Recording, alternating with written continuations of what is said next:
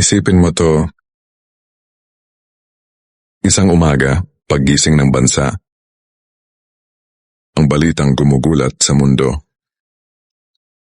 May direktang banta sa Rod Soberenya ng Pilipinas. Hindi na ito simpleng banggaan ng barko. Hindi na ito palitan noon ng pahayag.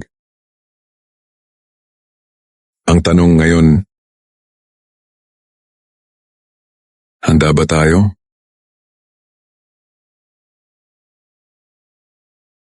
Ang Pilipinas ay hindi maghahanda para sa digmaan upang umatake, kundi upang ipagtanggol ang sarili. Ang modernisasyon ng ating sandatahang lakas ay nakatuon sa depensa, hindi pananakop. Ngunit higit sa armas, ang tunay na paghahanda ng bansa ay nasusukat sa katatagan ng institusyon, sa tiwala ng mamamayan, at sa kakayahang manatiling kalmado sa gitna ng tensyon. Dahil sa modernong panahon, ang digmaan ay hindi agad nagsisimula sa putukan. Ito ay nagsisimula sa pressure. Kung sakaling lumala ang sitwasyon,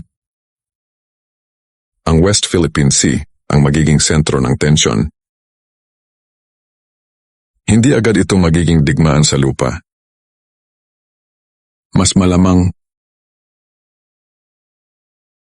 pagharang sa mga rutang, dinadaanan, pagpapakita ng puwersa militar, pagkontrol ng galaw sa makatubigan ng dagat. Ito ang tinatawag na gray zone conflict. Isang uri ng laban na hindi malinaw. Kung digmaan na ba? Ngunit ramdam na ramdam ng buong bansa. Hindi sukatan ng lakas ang dami ng armas, kundi ang kakayahang mas tumagal at hindi ang gumuho agad. Ang layunin ng depensa ng Pilipinas ay hindi talunin ng mas malaking bansa, kundi gawing napakamahal ang agresyon. Mahirap, mabigat, subalit sapat upang mabigyan ng sapat na panahon ang diplomasya at pandaigdigang pagkilos. Sa ganitong krisis, kikilos ang bansa sa iba't ibang antas. Ipaglalaban ang karapatan sa pandaigdigang batas, iritiyakin ang kaayusan sa loob ng bansa, lalabanan ang maling impormasyon. Dahil ang takot at pagkawatak-watak ay mas mapanganib kaysa anumang armas. Walang digmaan ngayon ang nagaganap ng mag-isa. Ang tulong mula sa labas ay maaaring dumating bilang diplomatikong suporta, pressure sa ekonomiya, tulong sa impormasyon at humanitarian aid. Dito masusubok ang disiplina, malasakit at pagkakaisa.